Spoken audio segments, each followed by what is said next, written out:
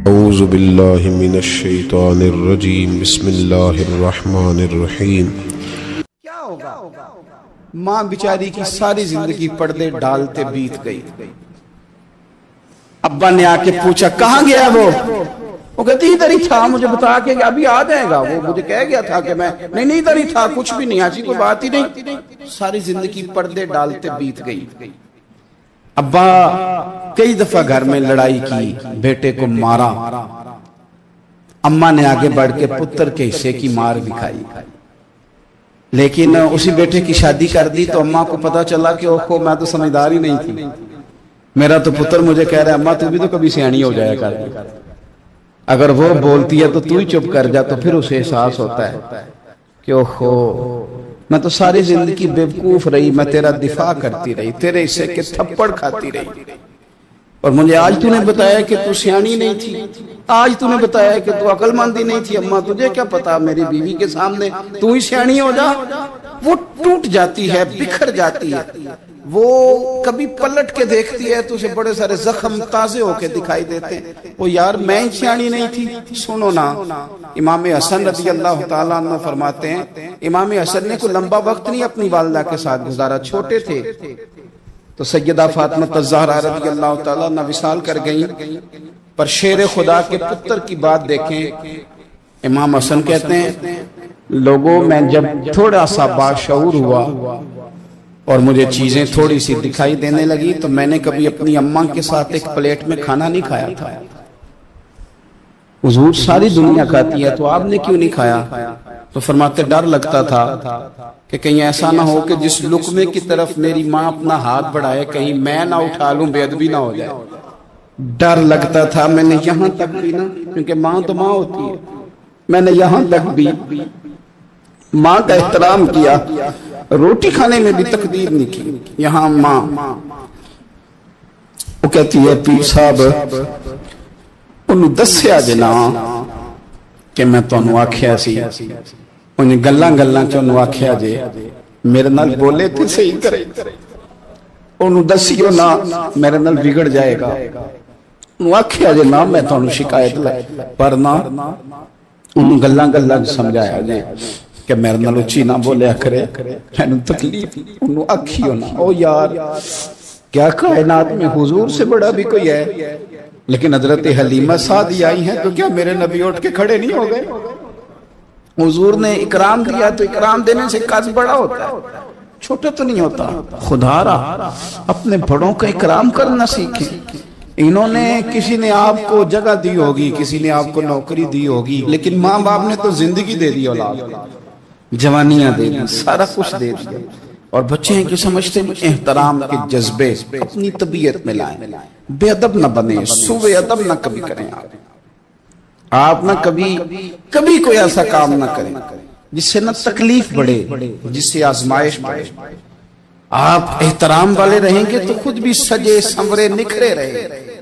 اپنے بزرگوں کو پہل کریں، بزرگوں کی طرف، یعنی آپ گھر کے اندر چھپا کے سیب اپنے کمرے میں نہ لے کے جائیں، چھپا کے چیزیں نہ رکھیں، بلکہ پہل کریں بوڑھے ابا سے، پہل کریں اپنی والدہ سے، وہاں سے آغاز کریں، آپ دیکھیں برکتیں کتنی ہوتی ہیں۔ میں کچھ باتیں مجھے لطف دیتی ہیں، میرے کچھ سنگی ہیں، 3 بھائی ہیں کٹھے، مجھ سے بیعت ہیں، میرے ساتھ بڑا پیار کا رشتہ ہے، تو کبھی کبھی نہ خدمت کرنے کا دل کرتا ہے ان میں سے کسی کا کہ چلیں حضرت صاحب آئے ہیں تو ہم کچھ نذرانہ پیش کریں، تو اپنے بڑے بھائی کو وہ تھماتے ہیں کہ جناب آپ یہ کام کریں۔ اللہ تعالیٰ کا شکر ہے میری جیب کم ہی خالی رہتی ہے، اس کا فضل رہتا ہے، لیکن وہ پیسے لینے سے زیادہ یا تحفہ لینے سے زیادہ یا پھول پکڑنے سے زیادہ اس بات کی مجھے خوشی ہوتی ہے کہ کتنے نرالے ہیں، بڑے کو آگے لگاتے ہیں تو برکت تو حاصل کرتے ہیں، اس لیے کہ برکتیں ہمیشہ بڑوں سے ہوتی ہیں، بڑوں سے ہمیشہ برکتیں۔ یہ پھول کا تحفہ بڑے بھائی کو دے کے جب آگے کیا جاتا ہے تو میرے دل کو اچھا لگتا ہے، مجھے قرار آتا کہ یار یہ لہجہ ٹھیک ہے، یہ انداز یہ ٹھیک ہے، اپنے بڑوں کو آگے رکھیں، بڑوں کو کلام کرنے کا موقع پہلے دیں، گھر میں کوئی چیز لائیں تو تقدیم کریں۔ ہمارے ہاں نا اب جو استادی شاگردی آئی ہے نا، یہ بڑی خطرناک ہے۔ ہمارے ایک قاری صاحب تھے، ایک مدرسے میں پڑھاتے تھے، بڑا مارا کرتے تھے، اور میں انہیں مذاق بھی کرتا تھا، کبھی کبھی عذرائے محبت مزاح کرتا تھا۔ میں ان سے کہتا تھا قاری صاحب آپ شاید مار کھا کے پڑھیں اس لیے بچوں سے بدلہ لیتے ہیں۔ تو کچھ دن پہلے، کچھ عرصہ پہلے ملاقات ہوئی تو میں ان کے ادارے کے قریب سے گزر رہا تھا، تو میں نے ان کا نا وہ ڈیسک وغیرہ چیک کیا، تو ان کے پاس نا سوٹی علیحدہ ہوتی تھی، پائپ دو قسم کے علیحدہ ہوتے تھے، پانی والا علیحدہ اور گیس والا علیحدہ، بڑا مارتے تھے بچوں کو۔ مجھے بھی اختلاف تھا اس بات سے، میں ان کو گزارش بھی کرتا تھا۔ تو میں گیا تو وہ جس طرح وہ خیر استاد کمال کے تھے، انہوں نے بڑے کامیاب حافظ تیار کیے، اور ویسے بھی بندہ بڑا بااصول، بڑے اچھے، بڑے نفیس۔ میں نے ان سے کہا کہ وہ خیر ہے، چھوٹیاں کدھر گئیں آپ کی؟ کہنے لگے حضرت صاحب نہ شاگرد رہے، نہ استاد رہے، نہ وہ ماں باپ رہے۔ کہنے لگے پتہ نہیں 2-4 سالوں میں کیا ہوا ہے۔ تو میں نے کہا آپ کو تو کوئی منع کاری نہیں، میں نے کئی دفعہ سمجھایا تھا، آپ باز نہیں آتے۔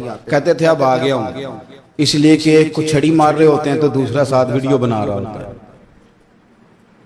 پہلے طالب علم اس طرح کی توہین کا رویہ استادوں کے ساتھ نہیں کرتے تھے، وہ کہتے تھے جیسے بھی ہے فیض استاد سے لینا ہے۔ اب آپ ذرا گھور کے دیکھیں تو کہتے ہیں لاؤ کتابیں، جا رہا ہوں بڑے مدرسے، بڑے کالج، بڑے اسکول۔ میں نے اپنی زندگی میں دیکھا کہ ہمارے بڑے کہتے تھے، کبھی گھر آ کے بتاتے نا استاد جی نے مارا ہے، تو کہتے تھے کسی غلطی سے مارا ہوگا، اور اس طرح کے سخت لفظ بولتے تھے کہ ہمیں لگتا تھا کہ ہمارے بزرگ ہمارے ساتھ زیادتی کر رہے ہیں۔ وہ کہتے تھے کہ منو ہڈیاں چاہیے نے پڑیا ہو رہے، یہ لفظ کہتے تھے میرے ابا جی، میری اماں، ہڈیاں دیا جی سانو پر دیا جی پڑیا۔ اب کیا ماحول ہے، ڈر آتا ہے، چے گھورتے ہیں۔ ان کی اماں آگے کہتی ہے تو 8000 کا مولوی ہے، میرا 1.25 کروڑ کا بچہ ہے، تیری طاقت کیسی ہوئی چودھری کے بچے کو ہاتھ لگانے کی؟ اتنی تیری جرت کہ میں نے میرے بیٹے کو ہاتھ لگایا، کروں گی نا کل بندے اکٹھے تیری کراؤں گی چھوٹی مسجد سے، تو اتنی تیری طاقت کہ تو میرے بچے کو مارے۔ ہم نے نا پرموٹ کی چیزیں، پرموٹ۔ حضرت خواجہ حسن بصری رحمت اللہ علیہ فرمایا کرتے تھے ادب نہ ہو تو علم آ ہی نہیں سکتا، اس لیے کہ کتابیں رہنمائی کرتی ہیں، کتابوں کی ترجمانی تو استاد نے کرنی ہے۔ تو اگر آپ وہ احترام ہی نہیں ہے، وہ طبیعت ہی نہیں ہے، وہ ذوق ہی نہیں ہے، سیکھنے کا وہ خاص جذبہ ہی نہیں ہے۔ ہمارے صاحب رحمت اللہ علیہ فرمایا کرتے تھے بہت سارے لوگ بڑے بڑے درویشوں کے پاس جا کے خالی آتے ہیں۔ حضور کیوں؟ فرماتے تھے اس لیے کہ کشکول سیدھا نہیں کرتے، پیالہ سیدھا نہ ہو تو خیرات آیا نہیں کرتے، ادب نہیں کرتے، احترام نہیں کرتے، پیالہ سیدھا نہیں کرتے۔ پیالہ سیدھا نہ ہو تو وہ تو جو دینا وہ بھی نیچے گر جاتا ہے۔ احترام، ایک شخص نے نا حضرت سیدنا امیر معاویہ رضی اللہ تعالیٰ عنہ سے کہا کہ میں نے زیارت کرنی ہے حضرت امام حسین رضی اللہ تعالیٰ عنہ، مدینہ شریف جا رہا ہوں، میں نے ان کو پہلے دیکھا نہیں ہوا، تو مجھے بتائیے امام علی مقام رضی اللہ تعالیٰ عنہ کو میں کیسے پہچانوں گا؟ تو ابن عساکر دیکھیے گا حضرت امیر معاویہ رضی اللہ تعالیٰ عنہ فرمانے لگے تو مدینہ شریف جانا، ایک شخص لوگوں کے حلقے میں بیٹھ کے لوگوں کو دین پڑھا رہا ہوگا، مسجد نبی میں وہ چمکتا ہوا چہرہ لوگوں کو قرآن و سنت کی تعلیمات سے روشناس کر رہا ہوگا، اور فرمایا اس کے ارد گرد لوگ اس ادب سے بیٹھے ہوں گے کہ جیسے ان کے سروں پر پرندے بیٹھے ہوئے ہیں، ذرا حرکت کی تو پرندے اڑ جائیں گے۔ فرمایا جب وہ نورانیت والا ماحول تم دیکھو اور اتنے با ادب شاگردوں کے بیچ بیٹھی ہوئی ایک نورانی ہستی کو دیکھو تو سمجھ لینا وہی حسین ابن علی، وہی ہے امام علی مقام امام حسین، کہ جو اس احترام کے ساتھ لوگوں کو انہوں نے آداب سکھائے ہیں، اس طرح انہوں نے لوگوں کو سمجھایا ہے کہ ان کے شاگردوں کا یہ رنگ ہے کہ وہ تو سر نہیں ہلاتے کہ کہیں پرندہ نہ اڑ جائے۔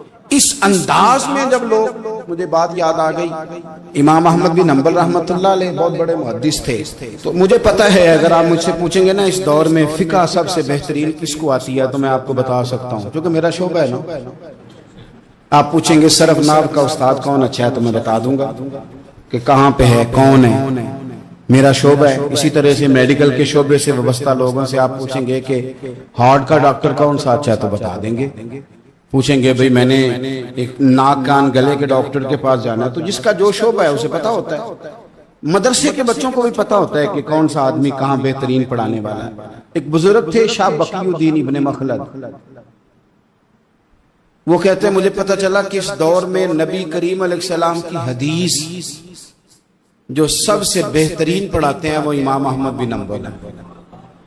ان کو حضور کی حدیث سے جو خاص شغف ہے وہ کسی اور کو نہیں. کہتے ہیں میرے دل میں لو لگ گئی، حالانکہ میں امیر گھرانے سے تھا. میں کشتی میں بیٹھا امام احمد بن حنبل کے پاس آنے کے لیے، رشتے میں طوفان آ گیا، کشتی اچکولے کھانے لگی. کسی طریقے سے ایک جزیرے کے ساتھ جا کے کشتی لگی، ٹوٹ گئی، بکھر گئی. میں جزیرے پہ اتر گیا، اور بھی کئی لوگ تھے. ایک مہینہ وہاں رہنا پڑا. بارشیں ختم ہوئی، موسم ٹھیک ہوا، ایک کشتی دکھائی دی آتی ہوئی.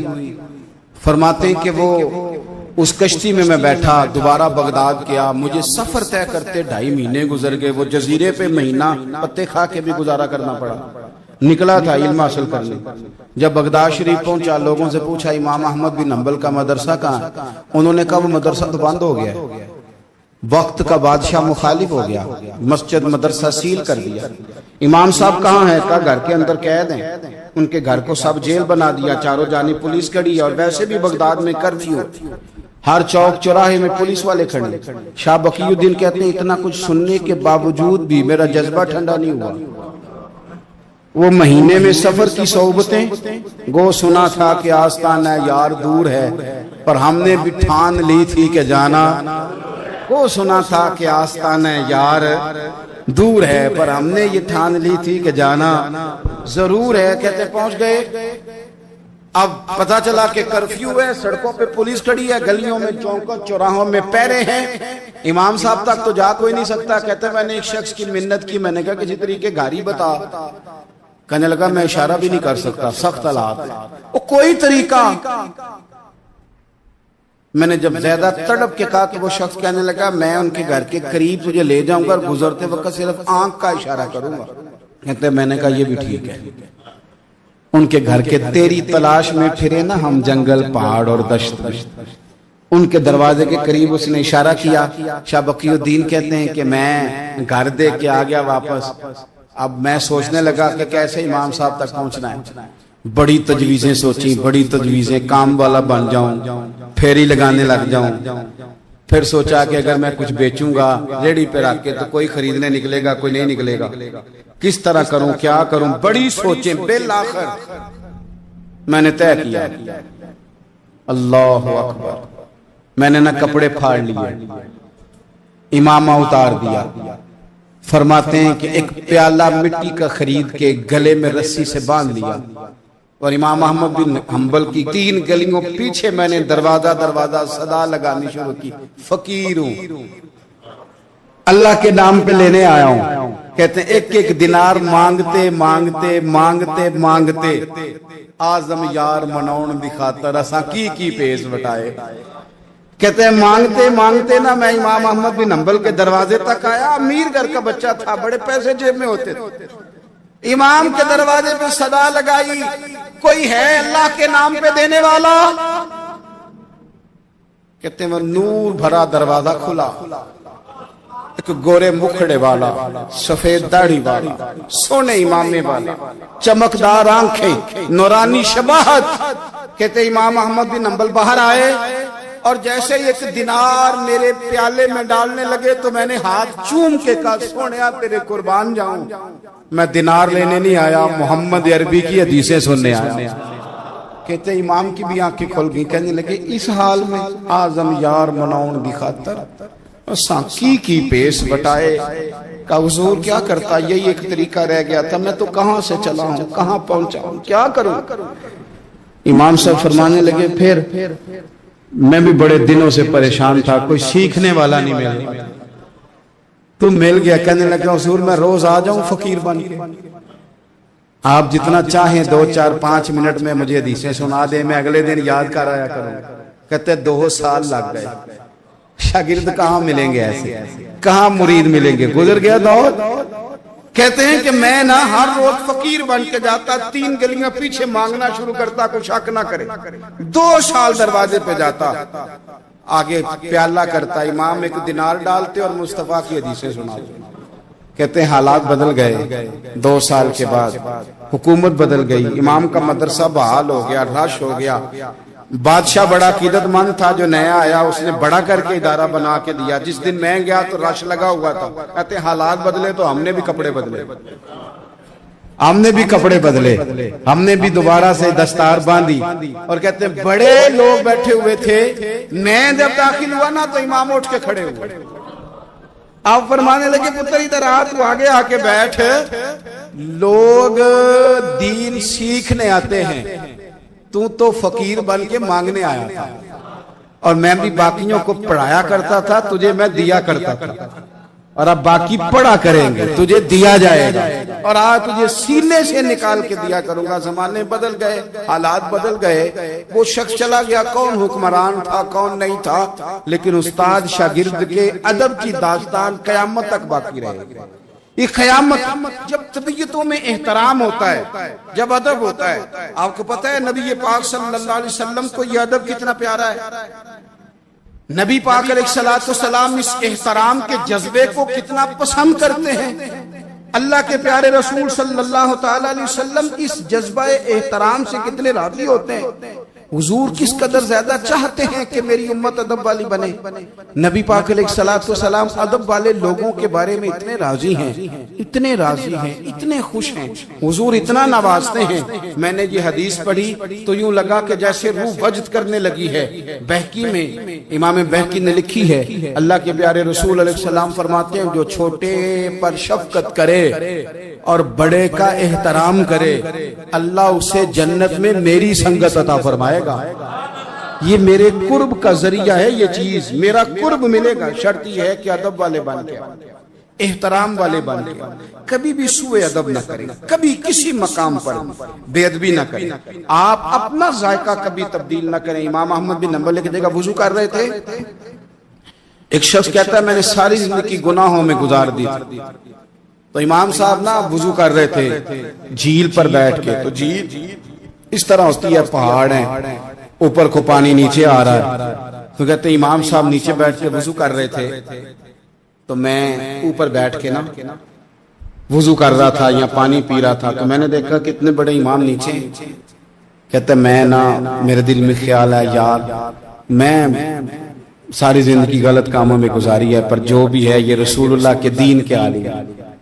کہتے ہیں وہ حضور کے دین کی عزت کرنے کے لیے میں اوپر سے اٹھا آ کے نا، تو میں تھوڑا پیچھے جا کے نیچے بیٹھ گیا، جو میری حاجت تھی پانی پینا تھا یا منہ دھونا تھا میں وہ کرنے لگا۔ کہتے ہیں امام صاحب نے بھی یوں نظر میری طرف دیکھی، پتہ نہیں انہوں نے کیا دعا دی کہ رب نے مجھے توبہ کی توفیق عطا فرما۔ میں اللہ کے فضل سے اللہ نے میرا دل موڑ دیا، اور میں رب کریم کی بارگاہ کی جانب میری توجہ ہو گئی، خدا نے مجھے اس ادب کی برکت سے اپنی بارگاہ کی طرف اللہ تبارک و تعالی نے مجھے موڑ لیا۔ بے ادبی تو بندے کو کفر تک لے جاتی ہے، بے ادبی تو کفر تک لے جاتی ہے۔ اگر بندہ بے ادب ہوتا ہوتا اللہ رسول کی بے ادبی تک پہنچ جائے تو دور نکل گیا، لیکن یہاں باقاعدہ بے ادبی کو پروموٹ کیا جا رہا ہے۔ کبھی بھی بے ادب نہ بنے، ادب والے رہیں، ادب والے بن کے جئیں، ادب والے بن کے دنیا سے جائیں۔ وہ درویش نے کہا تھا کہ بے ادباں مقصود نہ حاصل، نہ درگاہ ٹوئی، بانج ادب دے محمد بخشا، توڑ نہیں چڑھیا کوئی۔